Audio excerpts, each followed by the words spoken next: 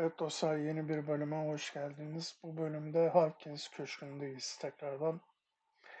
Pierce gözlerini Riverside Kliniği'nin alt katında bulunan bir akıl hastanesinde açtı. Orada hücresinden kaçmasına yardımcı olan Bradley'in arkadaşı Doktor Colden'la tanıştı. Doktor Fuller'ın hakimiyetinde olan koridorlarda dolanırken Francis Sanders adlı bir adamla konuşmayı başardı. Dedektifin gözleri önünde acı bir şekilde ölmeden önce tüm olanların suçlusunun Sarah Hawkins olduğunu söyledi. Pierce, Bradley ve Colden da yardımıyla oradan sonunda kurtuldu. Talihsiz yoldaşlar Hawkins'in köşkünü sığınma noktası olarak kullanmaya karar verdi. Evet, yeni bir bölümle herkese tekrardan merhaba.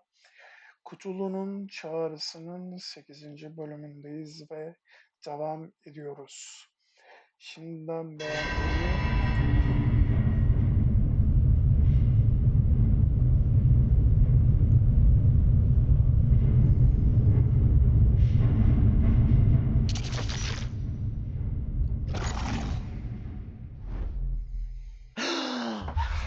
Who goes there? That nightmare again. I need a drink. baba dur Allah sen ne içmesi.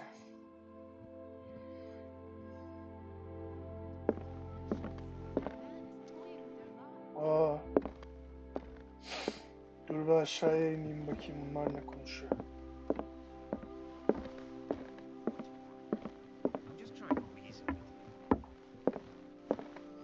Ya bu herif ölmedi mi? Benim gözlerimin önünde öldü bu herif ya.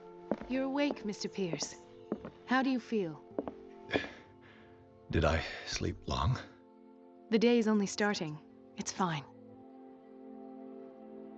Ablacığım sen kimdin? Hatırlamıyorum. Kardeş sen de gözlerimin önünde öldün. Şuradan dolan. Ben rüya mı gördüm, hayal mi gördüm, halüsinasyon mu gördüm? Hayırdır ya? How's our fugitive? Dr. Fuller hasn't reported your disappearance to the force, but that'll come soon. Bradley? Who else would it be? Mr. Pierce, are you all right? You look like you saw a ghost. There are things I can't explain. Tell us. What happened?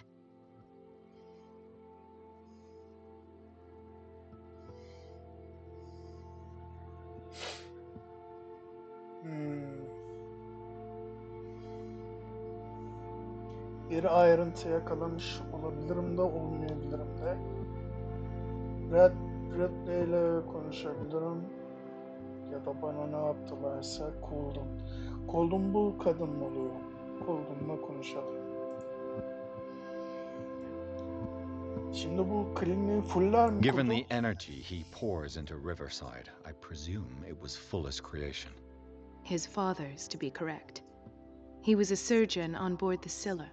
He founded the hospital in 1904 with funds from the Hawkins family before he died and his son Thomas Fuller took over. Two families inextricably linked. Most island families are that way. Captain Fitzroy's father was also a seaman aboard the Scylla. Powerful families dominating everything. Yes, and as you could tell, Dr. Fuller is like some crazed emperor. He wouldn't be happy if he knew we were snooping around. I know the risks. I don't fear him. Do you wish to know anything else?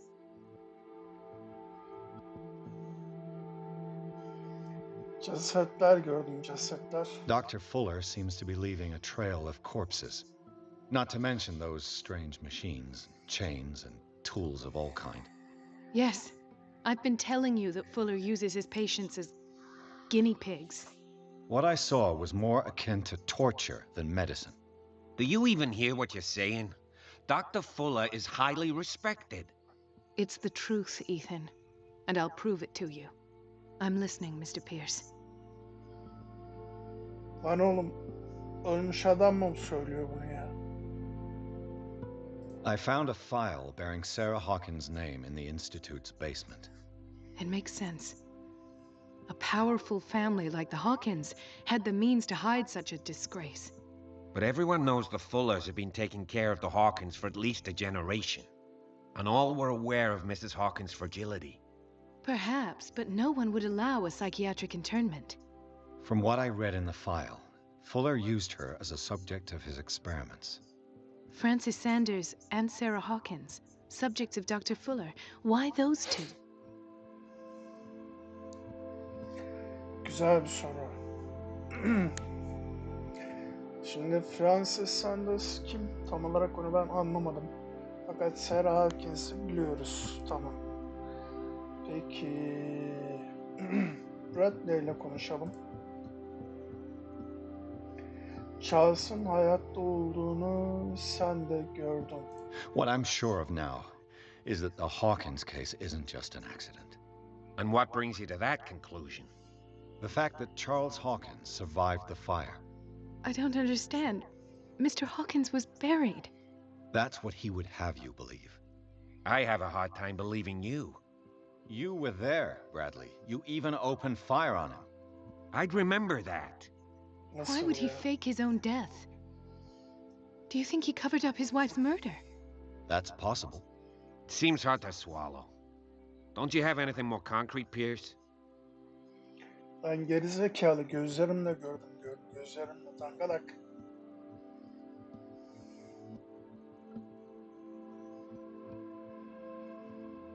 Bradley, what do you remember? I don't understand your question. The night we went into the Hawkins mansion. You don't seem to remember the tunnels and what occurred there. No memory of going down any tunnel. No, we were in the manor, then, Then what? The rest is quite blurry. I don't recall how I came back home. And then? I went to visit you at the hospital and called on Marie's help to get you released. And you don't remember the events of the tunnel. I don't. Let's talk about something else. Vallahi bu herifte bir şey var ama. I heard you talking earlier. Why am I not surprised? I get the impression you two don't get along. Intrusive and not very clever. Anyway, let's get back to the business at hand. Sende bir bokluk daha var ya yakında çıkar. I met a Francis Sanders. Do you know him? Of course, he's a patient. Or was. I haven't seen him since Dr. Fuller had him transferred to the basement. He knew Sarah Hawkins, and that's what killed him. What? How did he die? I'm not sure I can explain it. Tell me how Mr. Sanders died. I didn't see what, but something was there with us. Of what do you speak? Sanders said it was Sarah Hawkins' visitor. He spoke of it like a living being. Sarah Hawkins? Have I missed something here? This makes no sense. I don't see how it can help crack the Hawkins case. You really think she's involved? How could she have murdered Mr. Sanders? Francis Sanders mentioned Mrs. Hawkins just before dying. It's no coincidence. You know, Francis Sanders was a well-known art collector. I guess you can still pay a visit to his wife, Irene Sanders. An art collector, you say? That's probably how they met. If you plan on having dinner at the Sanders household, please spare the widow the tale of her late husband's suffering. I don't agree. She deserves the truth. But that truth may be biased. We don't know the bottom of it.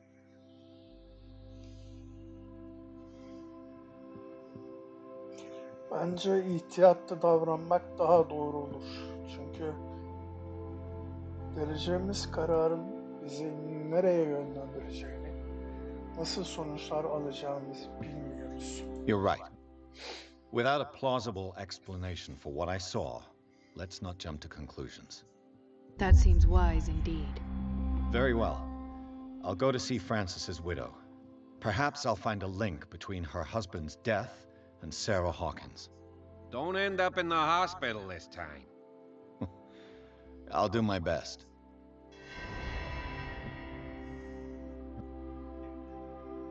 Peki Sanders'ın karısıyla konuşacağız Let da. us go now and learn the truth about what's happening on this island.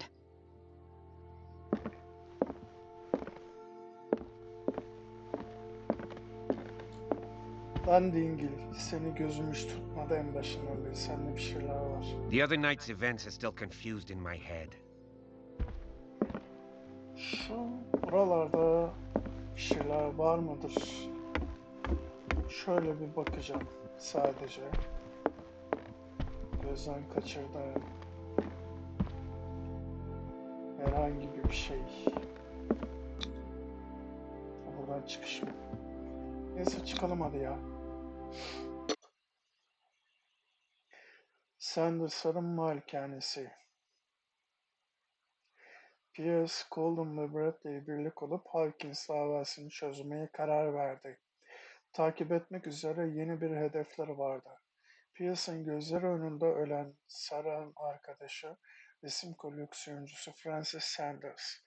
Dedektif talihsiz adamın ölmeden önce Shambler hakkında karısıyla bir şeyler konuşup konuşmadığını öğrenmek amacıyla Sanders'ın evine gitti. Buyurun.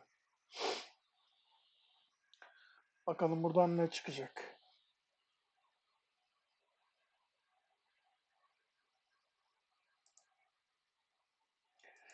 Daha başımıza ne gelebilir derken hep şeyler gelmeye devam ediyor. What can I do for you, sir? Mrs. Sanders, I'm a private detective. We must talk about your husband and his ties to Sarah Hawkins. Can I come in? You may. However, before we go any further, please know that my husband died yesterday. That is precisely what brings me here. Well, well, look who's here.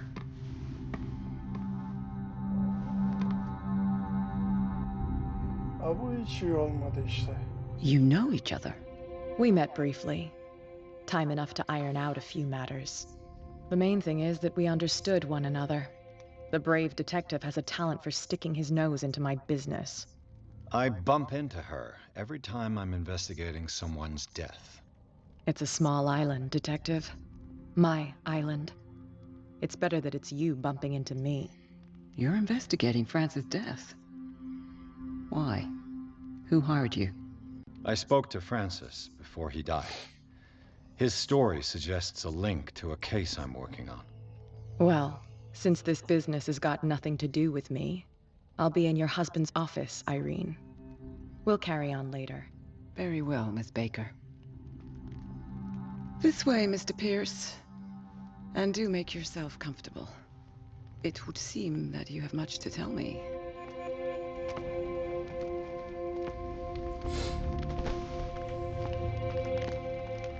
May I inquire as to when you had the opportunity to talk to my husband?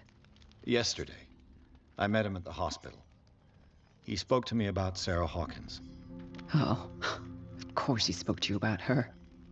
That's all he talked about. Sarah Hawkins and her paintings. Please forgive my tone. The fact is that I have not been allowed to see him since he was interned. You, on the other hand, a perfect stranger, were able to see him and even talk with him the day he died. How was he? Were you present when he had this attack? What happened?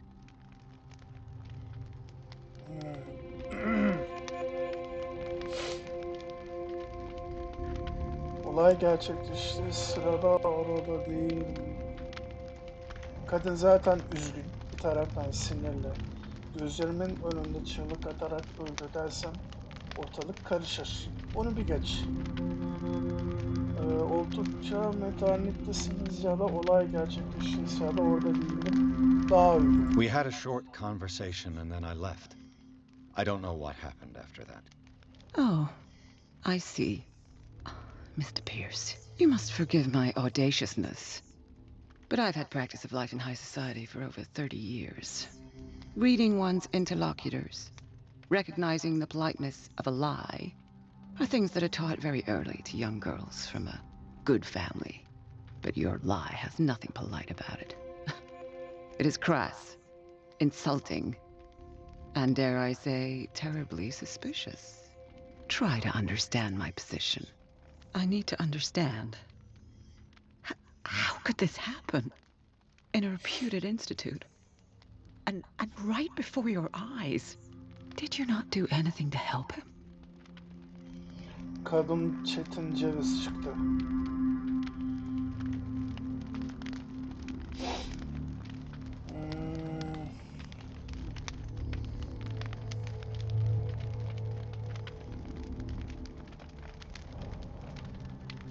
Bak bu bayağı kötü oldu ya. Kadın iyi sıkıştırdı beni. Ya ne yapayım ya, madem doğruyu öğrendi, biliyor daha doğrusu, söylesin ya. So ask Fuller, he's the eminent doctor. But I would caution you, you'll find his treatments more terrifying than the illnesses he sets out to cure.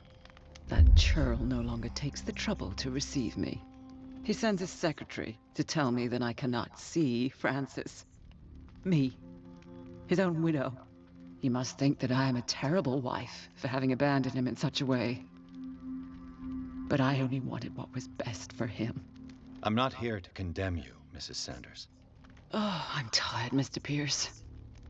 I would be grateful if you could tell me what you expect of me, and then leave. Direkt konuya gireceğim ya.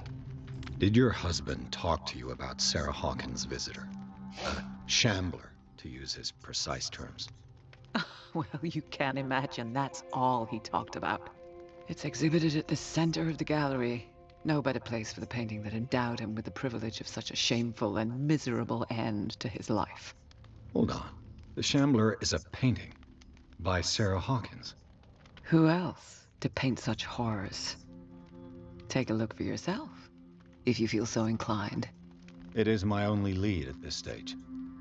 I suppose I have nothing to lose. Then you have paid no heed. For my part, I refuse to set foot in that gallery again. But if you're so eager to see it... Thank you, Mrs. Sanders. I won't be long. Nerede ki?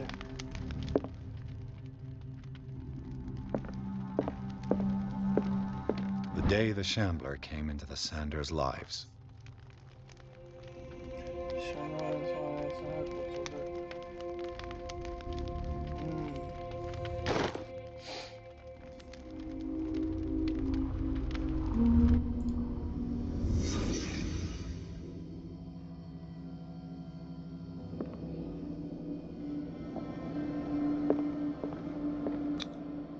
Francis Sanders and Sarah Hawkins were close. Friends, even? Ne diyorsun ya? Harbi mi lan? A house of artists. A house of artists.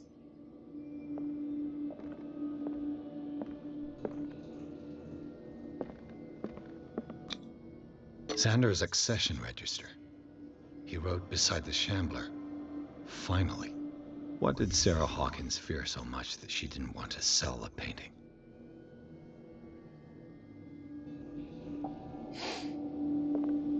He finally won. Was Sanders aware of his imminent doom?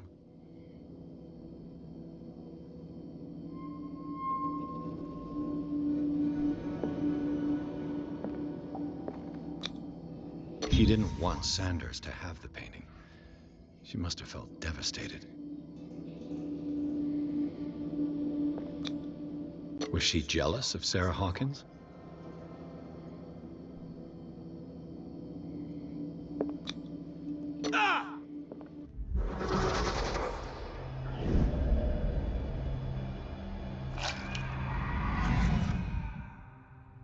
The Shambler. I need to see it.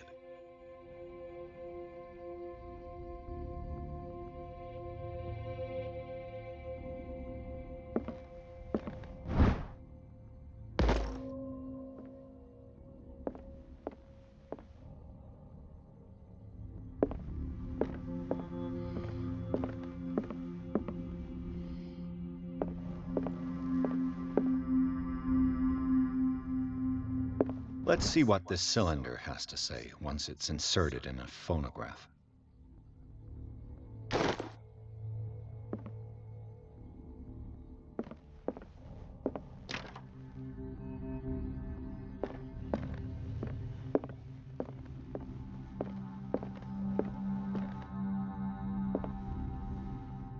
Kız sen hala burada mısın?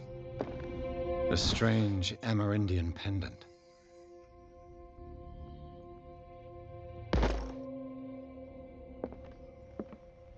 I could use one of those.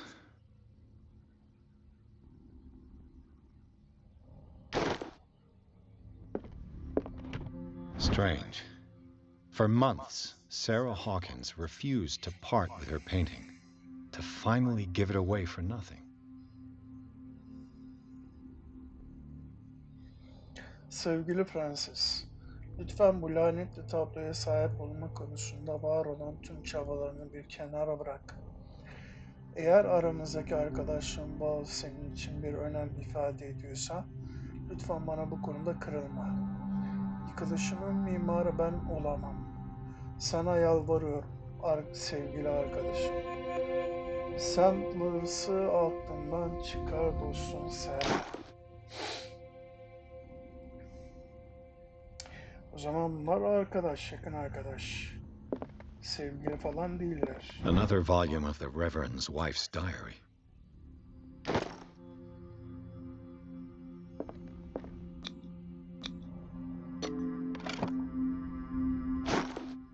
Ne bu? Sanderson Galerisi'nin anahtarı.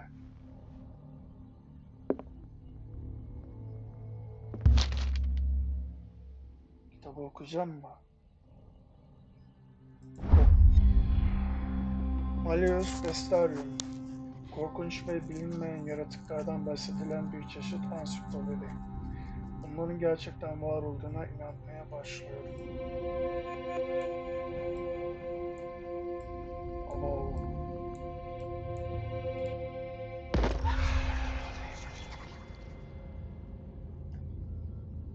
That's twice you've stepped on my toes, Detective. Try not to make a habit of it. I've got a lot of bad habits. What have you come looking for in this gallery?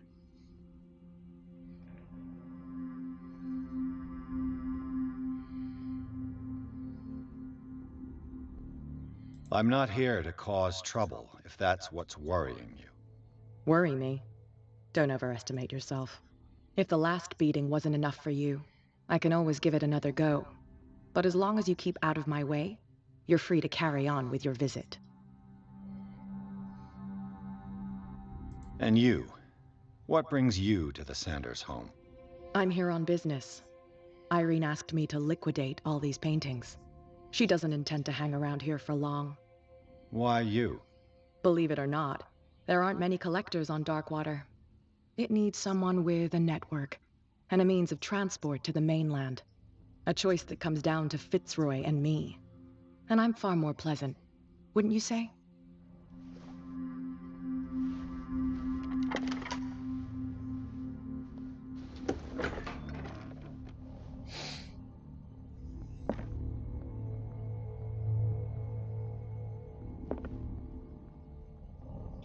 burada ne saklanma kabini var lan? Şu mu? Yo.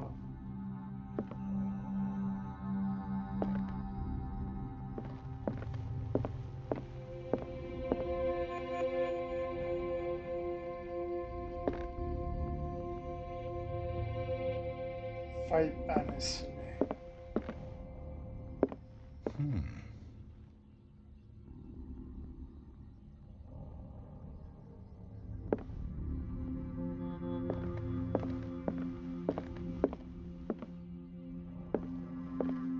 The man transforms an entire wing of his manor into an art gallery.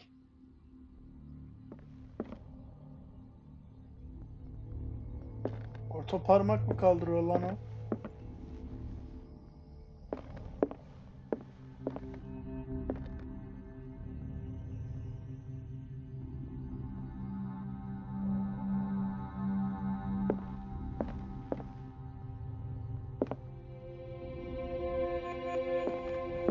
Bu tabloların hepsini Serah mı yapmış?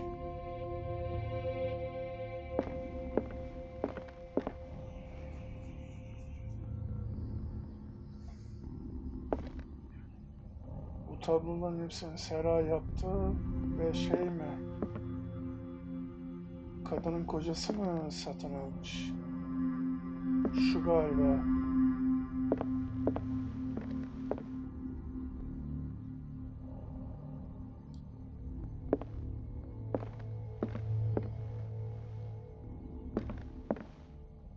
Why was he so interested in old weapons? Evet he.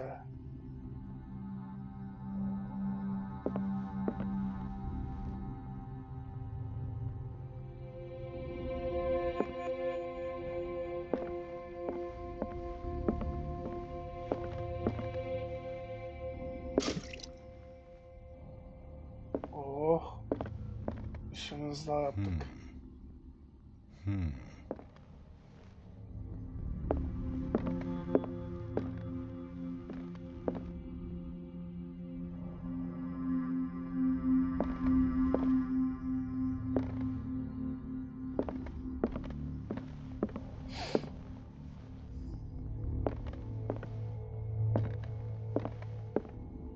Ha şu.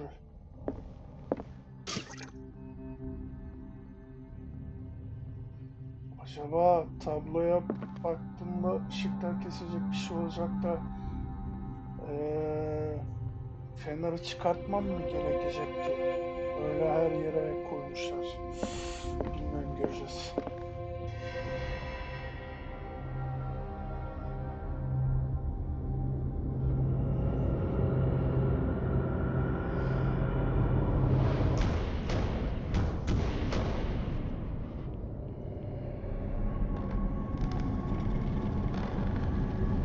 Arkana bak lan. Lan oğlum, arkana bak, arkana.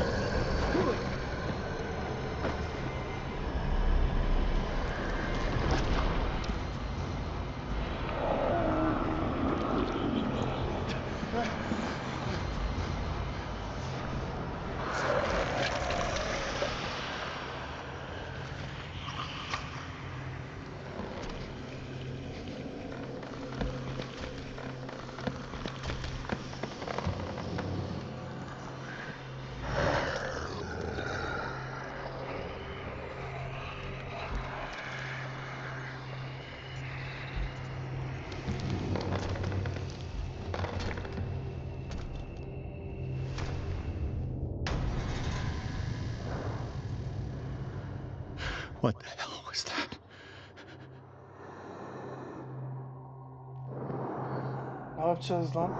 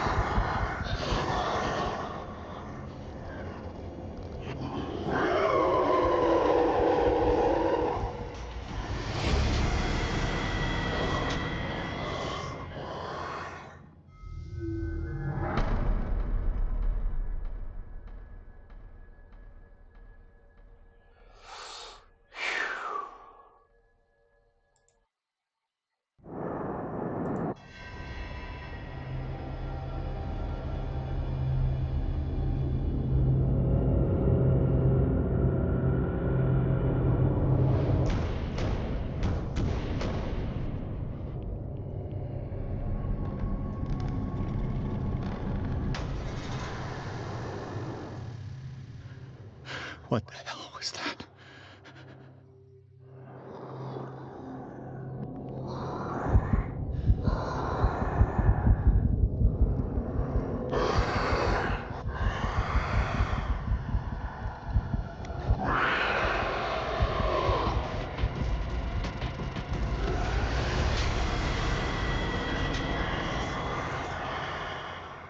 Ama bana çok seçenek bırakmıyorsun ki müdür.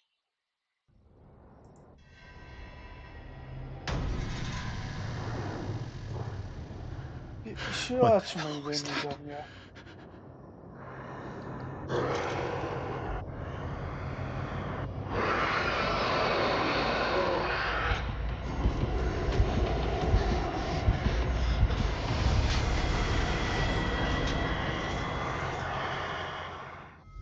Evet, ışığın fayda etmediğini gördük. Peki.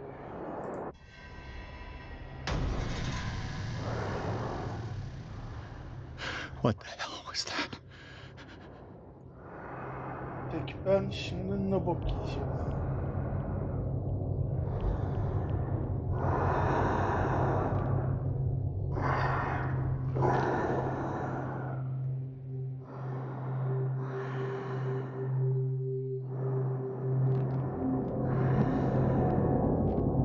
Şimdi ben ne bok yiyeceğim? Onu bilmiyorum.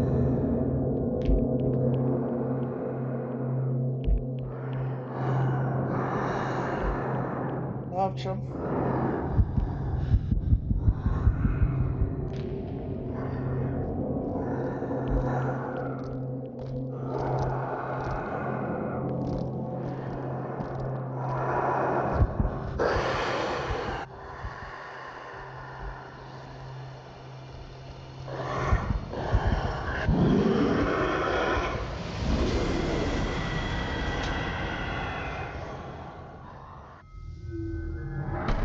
Ne yapacağım ya?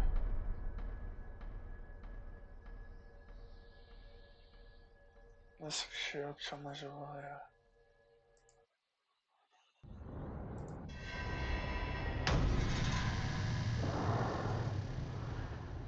What the hell was that?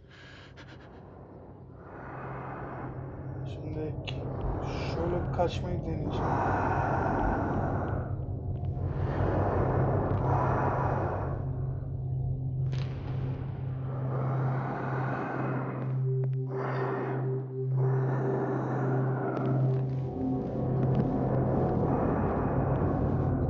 Hangi dolaptan?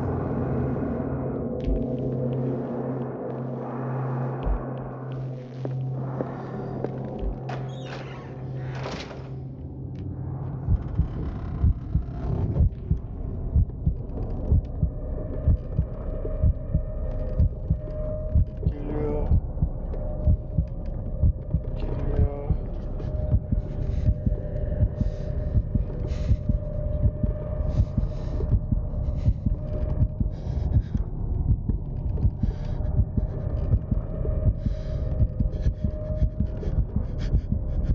Şşt, bende kal.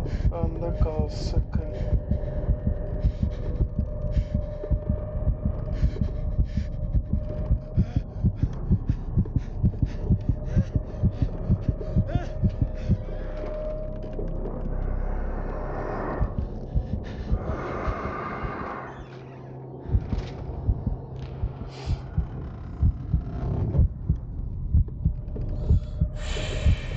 Bende kal. Bende kal.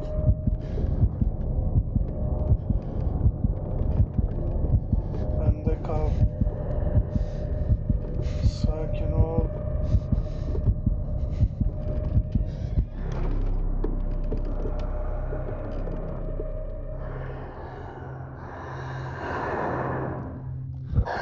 Ananın.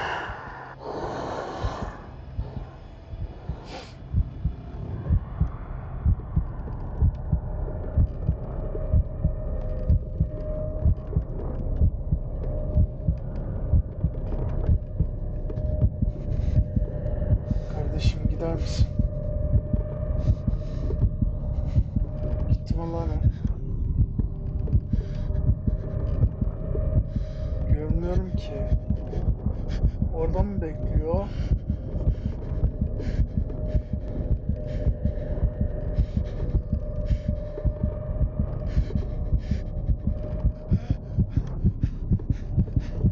Orada mı bekliyor? Görmüyorum ki.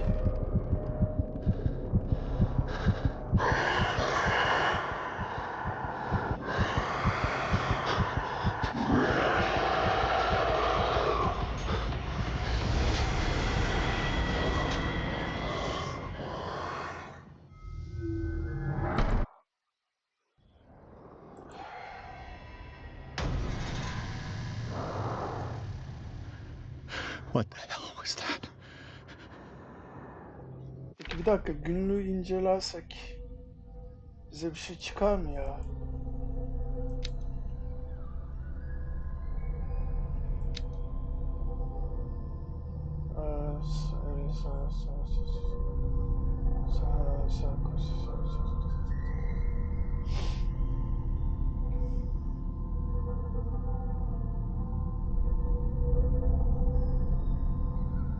Peki ben bu yaratıktan nasıl kurtulacağım?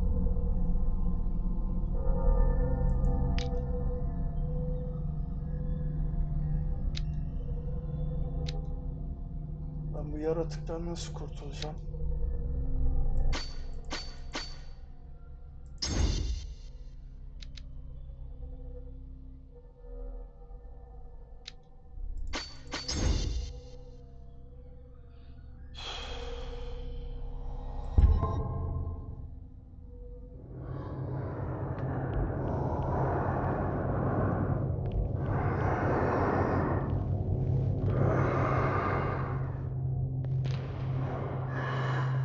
İlla ki bir kolaylığı vardır ya bunun.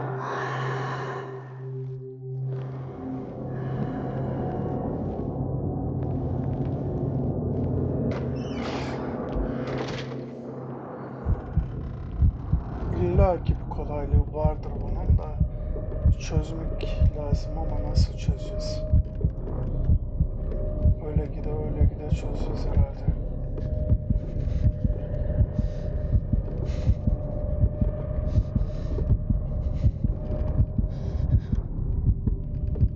Çık.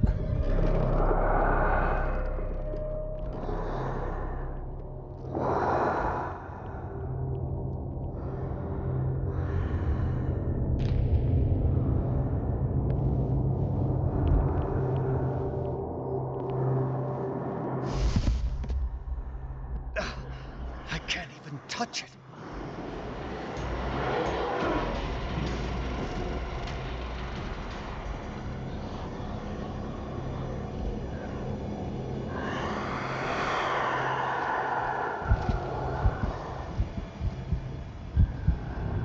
Oy. Oy. Tamam kapanmış.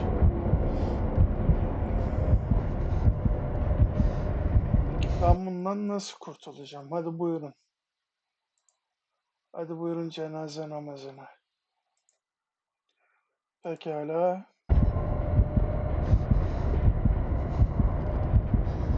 Yapmamız gereken şey o şeylerde camlarla kaplı masaların içinde hançer var ya, o antik hançeri alacağız. Sonrasında bu aldığımız hançeri yapacağız bir şeyler, söylemeyeyim de seyredin.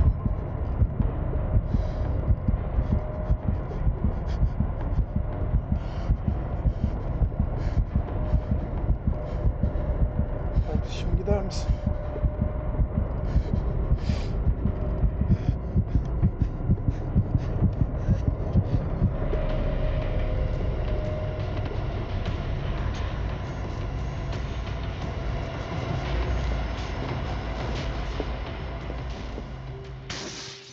Damn. This dagger looks different. Gir baba.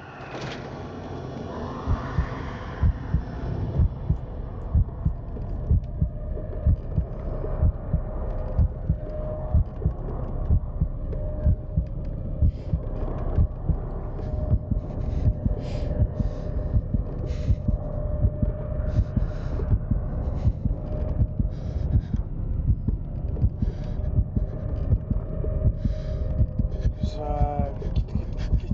Git.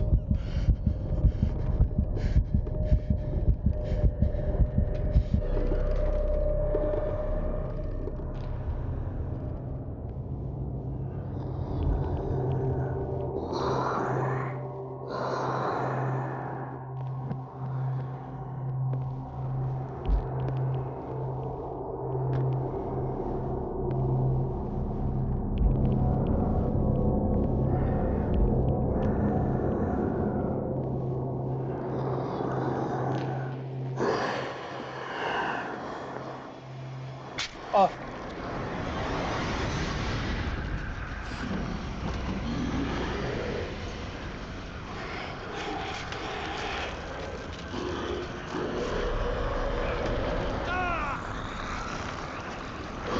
Siktir lan. Te. Gözüm görmesin. Te.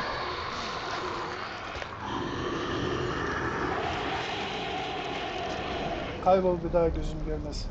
Te. Ah. Ah. Ah. Ah. What's the matter with you?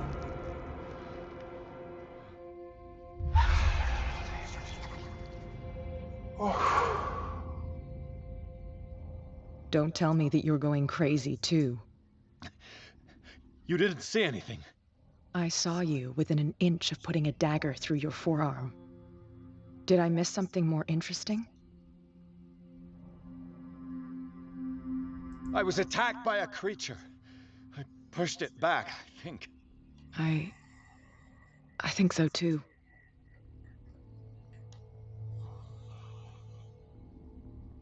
You knew. You knew about the beast. What are you talking about? Think yourself lucky that I saved your hand, even if it was to save my goods. You mean me? Don't flatter yourself, sweetheart. I'm talking about the contents of this gallery. And by the way, where do you think you're going with that dagger? It saved my life. It's an extraordinary dagger. You should talk to Algernon Drake. He's an antique dealer here on Darkwater. He'll tell you all about it. From what I saw in the ledgers, it was him who sold it to Sanders.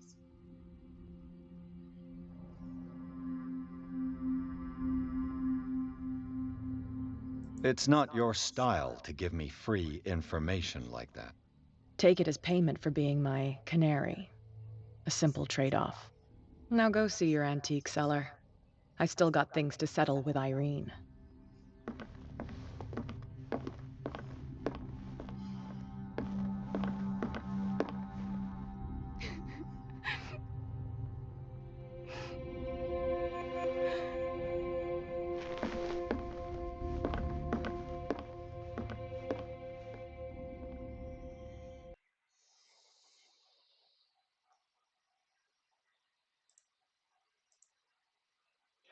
Evet dostlar, bir bölümün daha sonuna gelmiş olalım. Bayağı gerilimli, korkutucu ve çılgın bir bölümdü.